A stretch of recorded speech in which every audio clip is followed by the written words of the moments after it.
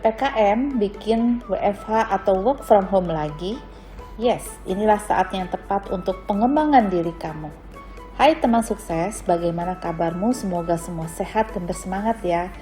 Teman sukses, sudah lebih dari 1 minggu PPKM darurat diberlakukan, khususnya untuk kalian yang berada di Jawa dan Bali.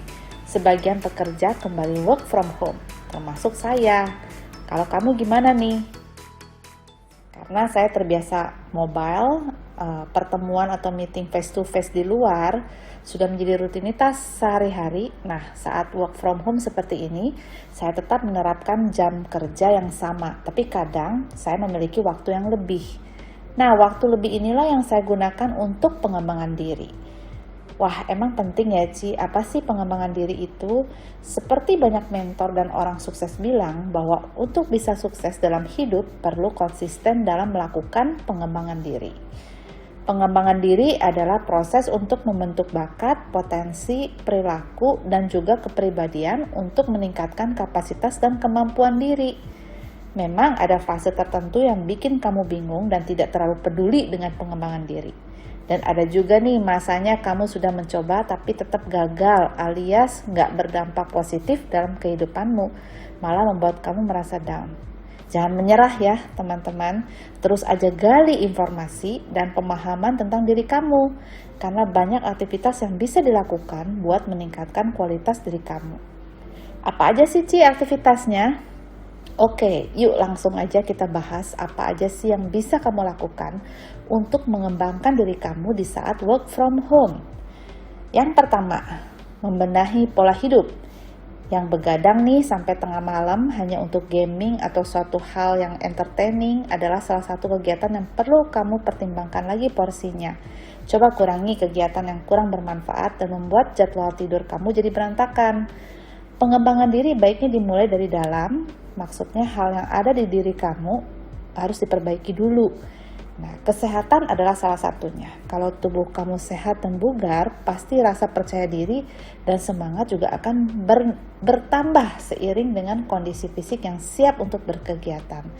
Selain kesehatan, membenahi pola hidup juga termasuk hal sederhana seperti merapikan kamar dan area tempat kamu bekerja agar lebih nyaman lagi.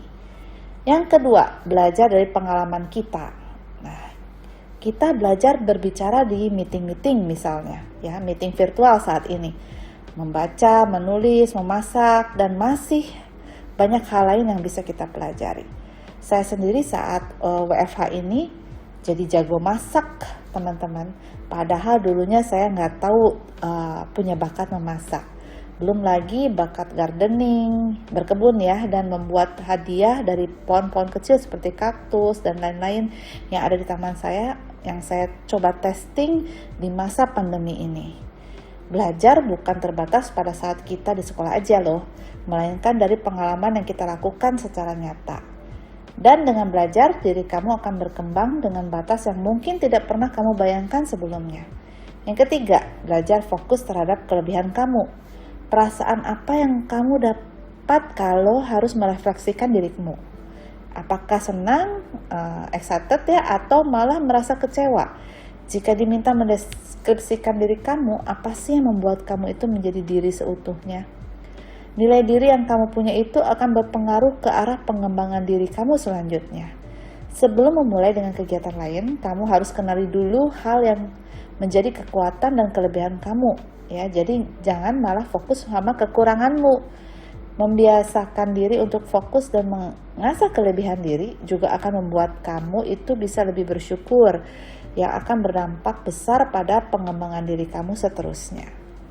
Yang keempat, dress up. Ya, berpakaian rapi akan bikin kamu rasa percaya dirinya meningkat saat kamu harus berhadapan dengan banyak orang.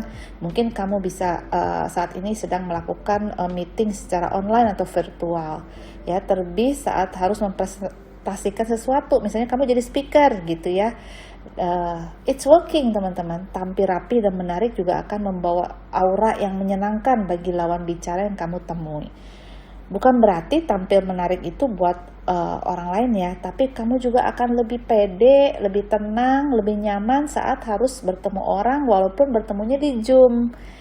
Ya, Ikut workshop, jangan lupa ya, ikut workshop, talk show atau seminar dan networking.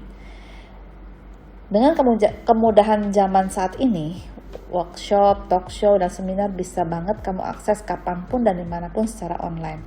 Ikut seminar atau workshop juga akan melatih keberanian kamu berkomunikasi dengan orang baru. Keahlian dan pengalaman orang-orang yang kamu temui bisa jadi penyemangat dan inspirasi untuk kamu agar tidak merasa bosan dan menyerah untuk melakukan pengembangan diri kamu. Yang kelima, bangunlah relasi yang sehat dengan keluarga atau orang terdekatmu. Jangan mau hanya didengarkan, tapi kamu juga harus bisa menjadi pendengar yang baik. Relasi yang sehat, aman membuat diri kamu lebih nyaman dan fokus untuk mengembangkan potensimu. Yang keenam, teman-teman, bersosialisasi dan masuk komunitas. Kamu perlu memilih teman-teman yang akan memberi dampak positif bagi pengembangan diri kamu. Yang kurang membawa dampak tidak perlu diambil pusing. Jadi teman sukses, tahu nggak sih pengembangan diri ini tidak hanya tentang meningkatkan dan menggali potensi diri saja, namun juga bermanfaat untuk membangun respon alami terhadap keadaan yang akan datang.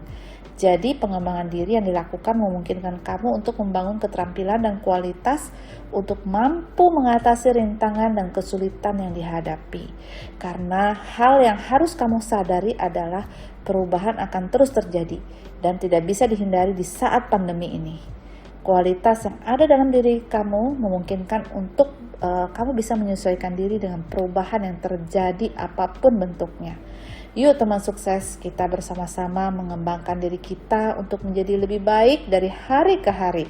Saat PPKM darurat ini bukan halangan, tapi malah menjadi kesempatan untuk menggali potensi diri lebih dalam lagi.